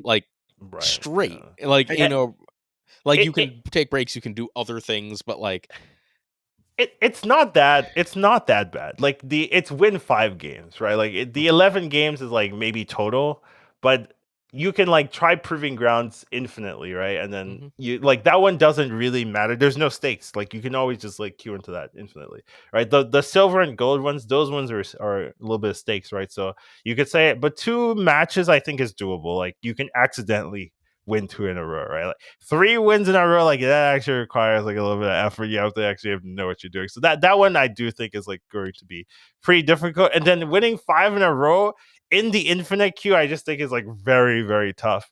So that one I'm just like, I can't really see that being something that people are going to really like be able to do realistically. So that one is I'm a little bit, so. But hey, do we know if you can take a break within a set? Right. So, I assume so. I assume you should be able to because it kind of reminds me of like Arena and Hearthstone where you could like you could queue in one and then leave for a month and in queue and like the meta might be different like where the cards you had couldn't even get anymore, so it's just like that's fine, like okay, as long until this ends, like you get to play with the unnerved Zabu. there used to be scenarios where people would like make the craziest decks in Arena and just sit on it until the next season rolls over and then play it, and your opponent's like, it's like, what is that? I don't have this guy, I can't even see this guy. It's like, and then it's just like the crazy stuff, and people would like snipe people with it or snipe streamers and stuff like that. And it's just like, yeah, come on, leave me Hey, alone with this. here's a question that everyone listening will know the answer to by the time, but I don't know if we do. This isn't releasing in an hour and a half from now, right? No, No, it Patched, should be a right? patch. It's going to Okay. require a patch, right? Yeah, yeah, it The patch requires is a patch. Yeah, the patch will be after our next episode, I believe, right? it should be our next episode. It should be a week away, based on the schedule they released. Unless the 5 weeks of the last month screwed them over, the patch is coming the 12th/13th. Okay. All right. So Based on their like skip a week patch OTA. oh stuff. yeah, they did say that. So you can probably guess it. Yeah, that's So correct. so that would be next week. But traditionally, it's 2 weeks after The patch starts. the Yeah, after the season starts. So like yeah. either they screwed themselves up when they said it because they forgot that the month they were in was 5 weeks, or it's coming next week. And I've asked Glenn like 4 times, and I'm not getting an answer. So Oh, that's then fine. maybe they don't know. That's usually what Yeah. that means. They don't Yeah. actually know when. or they don't want to make a promise that they're going to get bit in the butt about. So Which means which Conquest is isn't they ready. don't know, right? Yeah. All right. So, what do we think of the rewards? So, this sort of trophy system, which is a little bit ported over from Magic Online, and the sort of infinite reward, the special, unique flair for your avatars. So overall, you get like what 700 credits and 200 gold. I think if you pick up the credits and the gold, and then you get like an avatar and stuff like that. But that doesn't help progression. So for me, like progression standpoint, they don't exist, right? So you're getting 700 credits, 200 gold. That's not that much, I would say. But you maybe don't want it to be that much where people are forced to play the mode. So I could see it, and it's a little something. And I think the gold is what really matters, and that one you can get relatively quickly. So overall, I think it's fine. Obviously, more rewards, I'm happier, but I think I understand it not being like, oh, you have to play this mode. It's giving you like 2,000 credits and 1,000 gold. You got to do it. Like, yeah, it's like, if you want to play it, sure. If you don't, like, you're not missing that out on that much. I mean, it's also right now with proving grounds having no cost. It's theoretically just locked behind the amount of time that you're willing to put in, right? Yeah. So, Yeah, like, yeah. if you win 100 proving ground games, that gives you 100 opportunities at silver for free. Yeah. For free. So they can't make the rewards too high without smashing their economy, because highly skilled free to play players can just right through it. That's fine. I know it's Yeah. fine for Colin. Let them soar. But they want to make you all have to take out the most powerful card in gaming sometimes, the credit card. So yeah. I like the shop, and I think so. Everyone, I'm the contrarian here. Everyone seems to love the infinite border on your avatar, and holy shit, could I not care less? I also don't care, to be fair, but my viewers care. It's fair. I'm gonna So have to I get have one to for that. care by osmosis, but yeah, I'm with you. Like I don't care about cosmetics too much at all either. I mean, like even like I don't care about cosmetics, but a cool exclusive like variant. It's an avatar. Like I don't really care about variants. See, so but I people would be extra mad don't if you care. made it like a variant that they could only access through It's that, the right? it's the internet. People are gonna be it mad. also costs them more money. Variant Yeah. snaz cost them $0. That's Yeah. also But true. getting art off Marvel or paying some artist to do it, that costs them money every month. Instead of their like graphic designer clicking like filter, this is a different Photoshop filter. This is a different Photoshop filter. We already I see have what you're that. saying. So I also don't like that you really only have to do it once, right? And then like my avatar is infinite. So like what does next month look like? If the next month is the same reward, like the same avatar infinite border, then like it's basically like getting to infinite. You got to the infinite conquest that month. You never have to do it again because the border you want is there permanently. So I actually do hope they change the reward for getting that 5 in a row every month, so that it's like something to do every month instead of like, oh yeah, I already got my infinite border. I'm never playing conquest ever again except for the 200 gold or then 700 credits or something like that. Yeah, it's a lot of work for the dumbest bragging rights in the world, right? Yeah, but that's humans, man. You give some maneuver a shiny seam, and people are gonna want it. So what can you do? Bro, we're also playing a digital card game about superheroes. Like, it's inherently Woo! stupid. So, like, come on. Like, the, the variants are no different than shiny avatars. So they're just prettier to some people. All right. But there's my hot take of the day. All right. So what cards do we expect to be way better or way worse in Conquest? Surprise cards generally. So I like cards that people don't expect. And I think especially in Conquest, where you can get people into a 4 cube, 8 cube games, and that can be the big swing factor of the match. I think those are gonna do very well. So in ladder and stuff, a lot of times people just leave, right? They just like, I don't know what they're doing. I'm gonna leave. But here you're kind of forced to stay in, right? You're forced to keep playing until those cubes are out. So if you have a card people just don't expect, like I've been playing with a lot of claw recently, I and love Claw. man does claw give you 4 to 8 cubes a lot. People are just like, my Professor X wins the lane. I'm just like, no, it doesn't. No, it doesn't. Not Here's the anymore. claw. Yeah, so I think those type of cards, Rogue is a good one, Scarlet Witch is a good one. Omega Red, if you could make a deck built around it, those type of cards really can just be the game decider because they think they're gonna win and you can really just turn it around. Claw. So you don't know this, but when you released that Claw video, we became best friends. I love Claw's one Claw. of my favorite Me cards. too. It's Yeah, so okay. cool. Like Yeah. I love Claw. My second Infinite was like a ramp deck, and everyone was like, "You should run Captain Marvel." I was like, "I'm not even pull 3 complete. I'm running Claw," and every like high cube win was just like, "All right, Claw."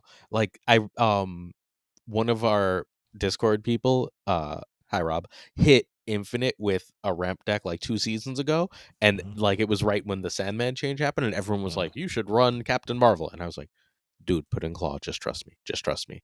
Everyone's gonna try and doom you last turn, and if you can count, you're one higher." And it was just like it's like free cubes. It's so good. And no one ever counts Claw. Yeah, I still don't, and I'm running it. If my foot is play calm, like what's going on? So I'm running the card. I still like would lose the claws if they play it. So yeah, I'm running that Claw Thanos build. That's what I'm starting with. sounds good. Um, do you think? And like, I honestly don't know. Mhm. Do you think Kang is gonna be better? Uh, hmm.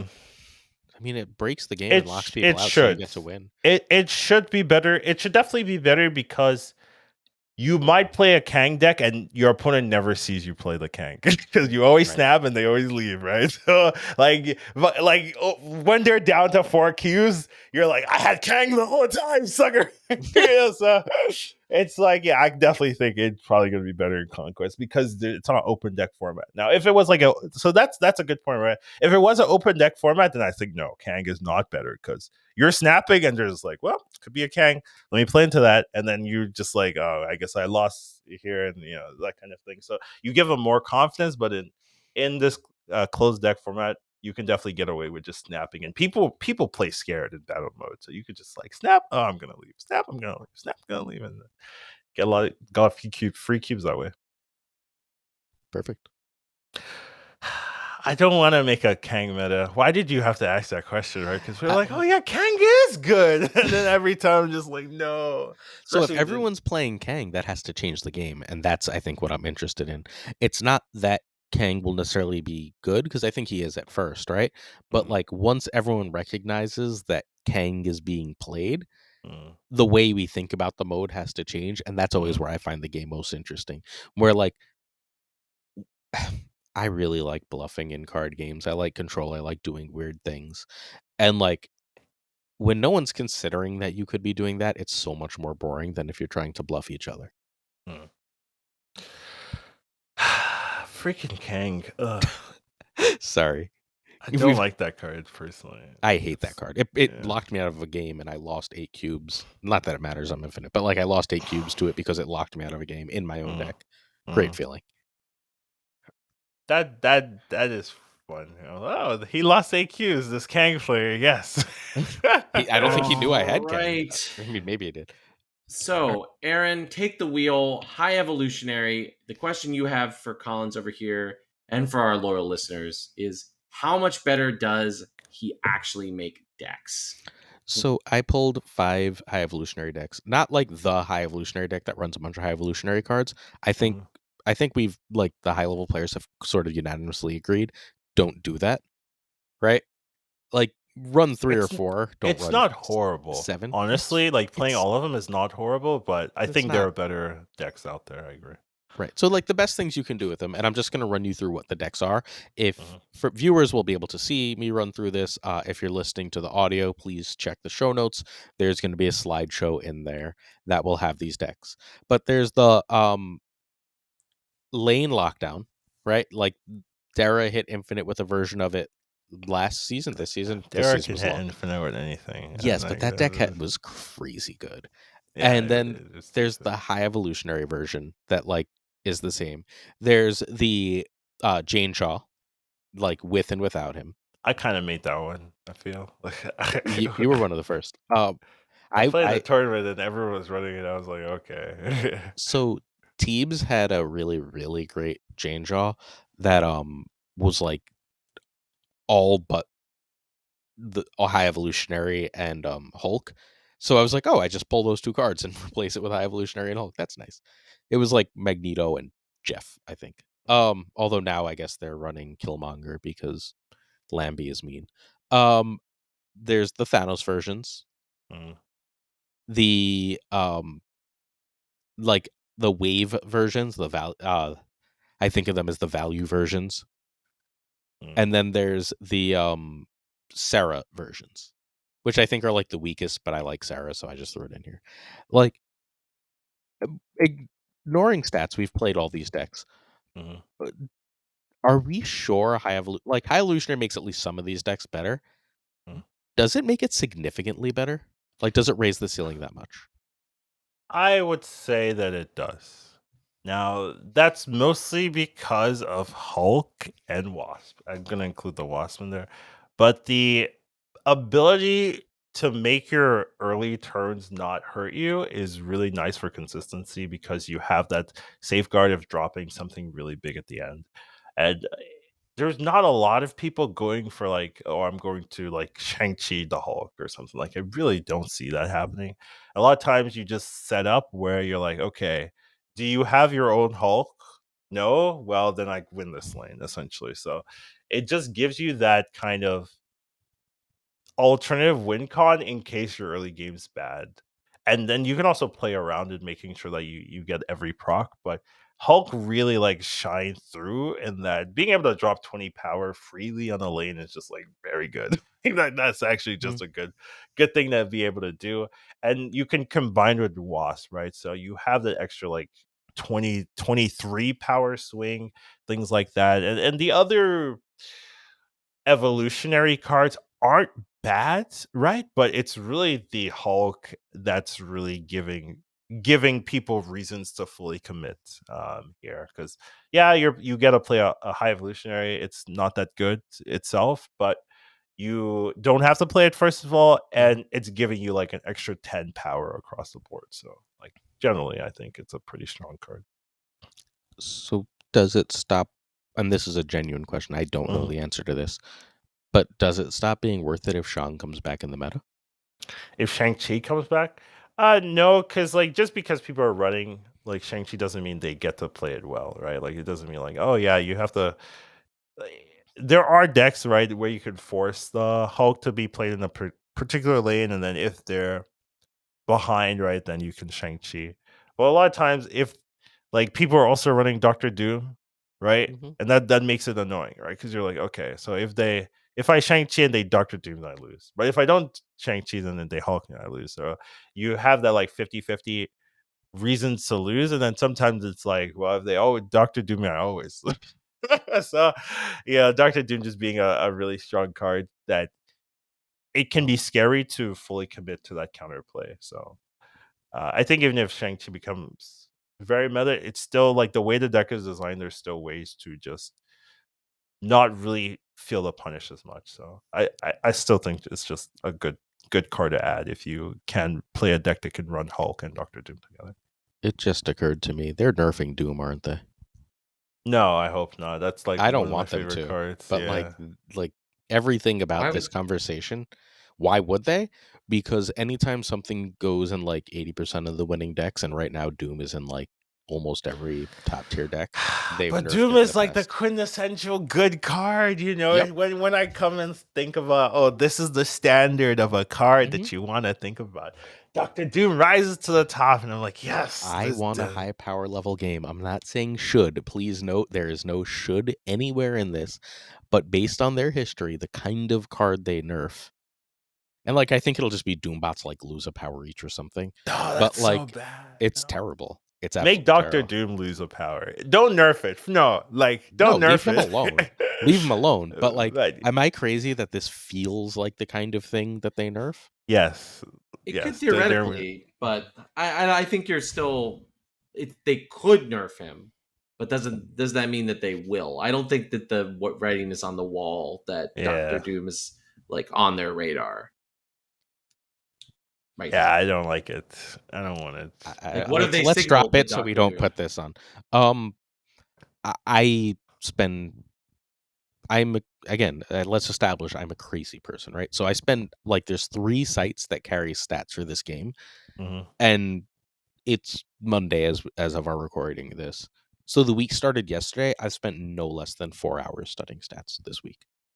Nice. Yeah, I'm not like kind of a little bit nuts, right? Like I'm just like, oh, I'm a little obsessive about this, right? Like I'm like a lot obsessive about this. Doom stats are like the amount of top decks, the amount of winning decks he's played in right now is bonkers. If they see that, although look, they talked themselves into not nerfing Darkhawk. And Darkhawk last month stats were like, I what? mean, I will say that they did nerf Darkhawk like 3 times. Yeah, they Fair. It did. used to be a 4-2. And they And nerfed all the remember cards around it. also, like they've said repeatedly that our stats, while useful, are not complete. Yeah. I will agree though.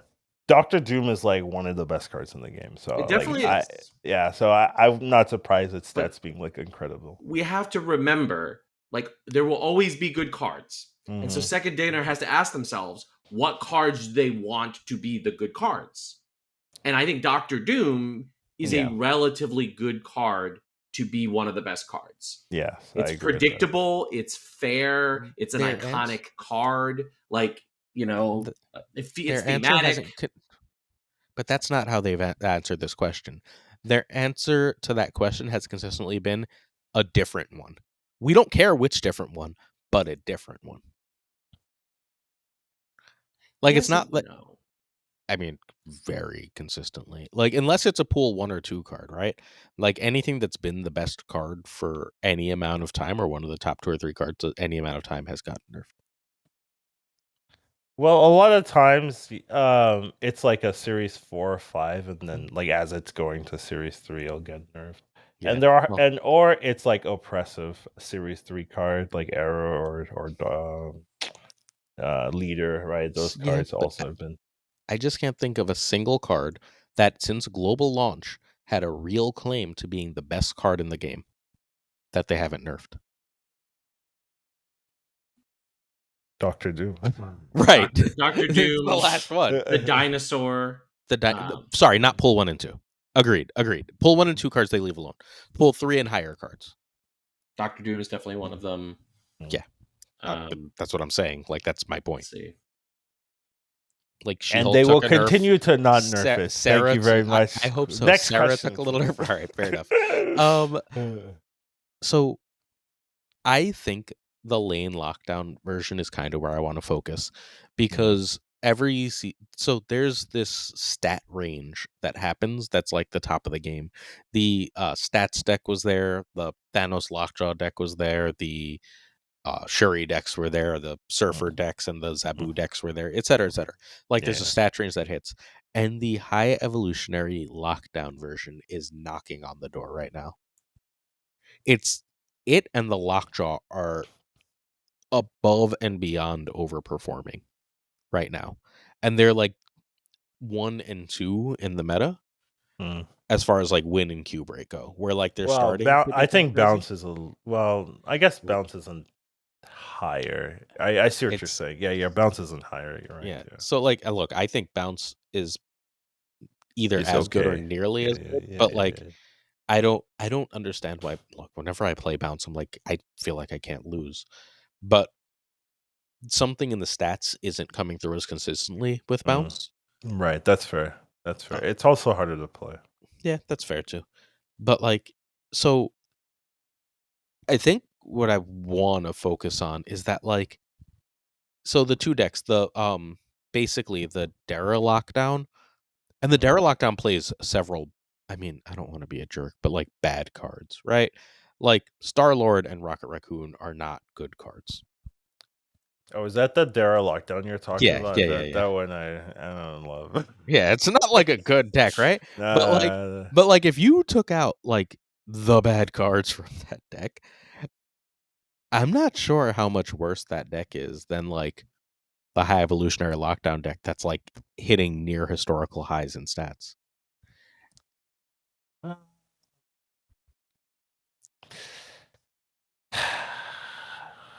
I think it's close. I think if you like you say armor doesn't belong here, that's silly.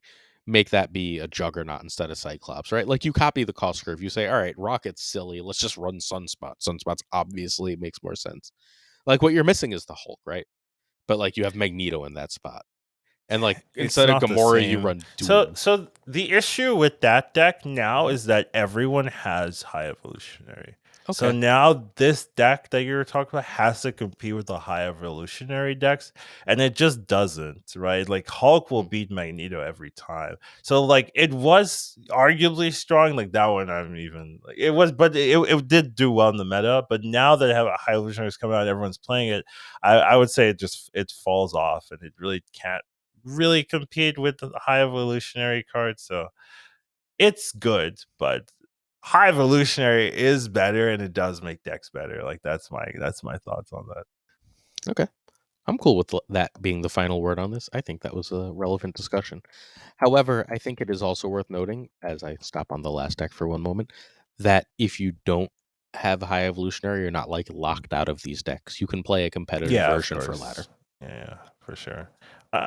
I do think you don't need a High Evolutionary deck to climb, and I think that's something people like to do. They're like, what's the best thing, quote unquote, and then they're like, oh, I don't have that. Oh, I guess I'm gonna lose every match. And like the best thing gives you like a 55 to like 60, arguably 60% win rate. Like you still lose 45% of your games. Like that's near half of your games. You can win with a lot of things. Even some of the poor performing decks are like maybe like 40% win rates, right? It's like, so you're still winning 2 every 5, right? And if you're retreating well, right, snapping well, you can still climb with a 40% win rate. You can still climb with a 30% win rate. Like as long as you know what you're doing. Obviously, you need to be like a good player to take a 30% win rate and climb with it. Like, so I'm not saying it's easy, but it doesn't necessarily mean that you can't do it or you can't play the deck you want to play and do well, as long as you understand how to snap, how to take advantage of your strengths and your weaknesses. So yes, you could be playing High Evolution, do that kind of thing, but you can also just play what you want and play, the decks that make sense to you, as long as you are aware of, your weaknesses and your strengths. I mean, the best Kitty decks are all pull 3. Hold on one second, though. I'm going to put Collins on the spot that we put Lambie on last week. All right, all that nice thing said about you don't need High Evolutionary. I have 6K tokens, but no High Evolutionary. I only have 6K tokens. Yes, buy High Evolutionary. Should I buy High Evolutionary? What are you talking about? Yes. If you have 6K tokens, yes, buy High Evolutionary. Yes, I'm not trolling you. I'm not gonna lie to you. It's the best. It's the best buy over Thanos. Yes, it's better than everything. I would say Galacta's over Thanos right now. Really, I wouldn't, because That's just I wouldn't. Glazer's biases. So coming no, out. no. Stats wise, that's correct. If So you, stats wise, I agree. yeah. But so here's my argument. Okay. It's the same argument Lambie made last week, but whatever. Okay. We're gonna do it and see how you react to it. Okay, you can get a pool 5 card relatively early in your journey into pool 3, right? So let's assume you're there. If you're pool 3 complete, I think you're probably right. Evolutionary is better right now. Okay. But relatively early in your journey into pool 3, I think Thanos is the best thing you can buy because I think High Zoo. Evolutionary probably. I think Zoo is so powerful early pool 3, Mm, and you have all the cards for it. but you have all the High Evolutionary Except for cards. Wasp, right? Well, Except except You for don't- Wasp. you don't have I guess Wasp. You don't have Lockjaw, right? You don't have to have Lockjaw. Like, Yeah, you I mean- don't need Lockjaw. So you don't have. You can run Control, right, with I Storm mean- and Professor X. Sure, but you're also missing Daredevil and Spider-Man and Doom, Mm. right? Like that's a lot of pool 3 cards. Wasp, Daredevil, Spider-Man, Doom is a reasonable chunk. You really just need Hulk. but I think Wasp is actually notable of a miss. Like I think the other is like but having like that free Wasp is pretty relevant. I mean, at that point, you're literally just buying Hulk, right? Like if you don't, Yeah. I I that is High Evolutionary. It's Hulk. I completely agree. Like that is the big advantage. But you do bring up a good point that if you are new to Series 3, Thanos probably is the one that gives you the most flexibility from there. It was funny because I had a friend that had that same situation, but he didn't have Lockjaw. And he was like, "Oh, Thanos without like that was in Thanos Lockjaw meta. Thanos without the Lockjaw feels really bad." But I actually think there are a lot of like pretty decent decks you can make, like Thanos Ongoing, Thanos Zoo, Thanos Death, but you need like Death and stuff like that, which you don't have. Are pretty competitive even without some of the other Series 3 cards. So that is a good point. If you have more or some of the pieces for High Evolutionary, yeah, I'm gonna recommend that. But if you don't have anything, you can probably go the farthest with Thanos, where with the other 3 you're gonna need more things. So ready for an annoying question? Yeah, for sure. We convinced Glenn is listening now. Glenn's definitely not listening. Hi, Glenn. Sure. But Glenn is listening, and we convinced him 5 minutes ago to nerf Doom. He just looked at the stats and went, "Oh my god, how did I miss this?"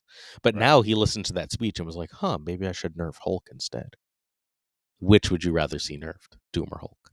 I don't even play Hulk, so I like pure bias. Like it doesn't affect me too much.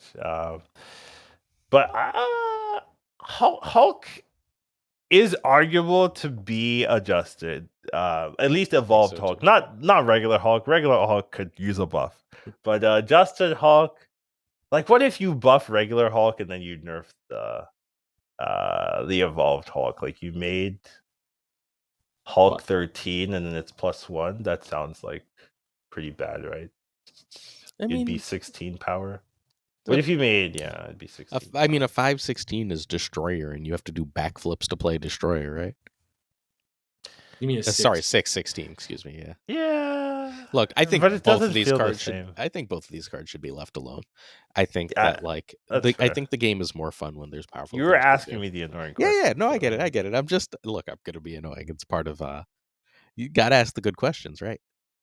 But I think Spider-Man 2099 just lands on a Hulk and eats his face, or like he's suddenly a 6/12 pig. He's just back to being unevolved.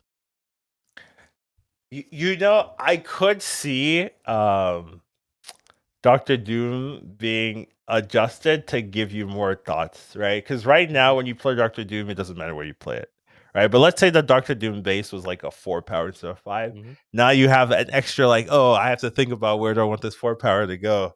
Where right now you're just like, put it anywhere, like it's all the same, right? So that from that angle, I could see the adjustment. But generally, I like the card, so I wouldn't really touch it too much. I think just leave it alone. All right. Yeah. We are moving on to our final thoughts. I'm going to go over very quickly 9 content creators you should follow. This is our Roy shaking his head annoyedly at me. Look, this is our first time on the big channel, and I want to support my friends who've supported us all along. So I'm all I'm about gonna. supporting the people who supported us all along, but you also burn through the content creators of the week by having This 9 is in this 1 week. is that we've had 8 of these people already be our content creators week. First is Yeti, our boy Savage Yeti Gaming dash Marvel Snap, J Hugs Plays, Fathor Newman, who edited today's awesome video because he's a monster, Nerf Herder MS, who makes the best decks you've never heard of, Wolversnap, who's not quite as small, Super Tech God, who's not quite as small but is the nicest guy and is coming on our cast soon. If you speak Spanish, Sir LOL69, I didn't make the name. The 69 Lol. is silly. Sir LOL. But he is a Spanish speaking player who puts amazing decks out on Twitter and like he's way too good at the game. Of course, Bootman, who has done nothing but support us. And we are on YouTube at Snap Judgments Pod. Please check us out. We'd appreciate it. All right. Collins? Wait. Collins. Yep. Collins, is there anyone you'd like to Hello. pump besides yourself? And if not, pump yourself.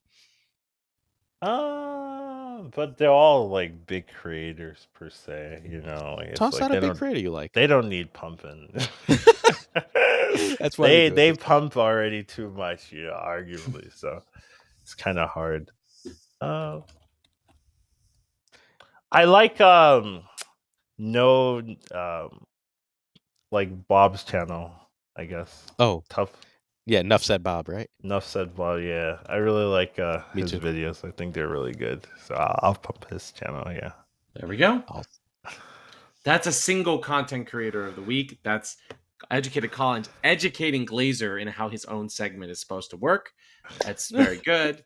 All right. So, what you got for us to sort of bring things home, Glazer?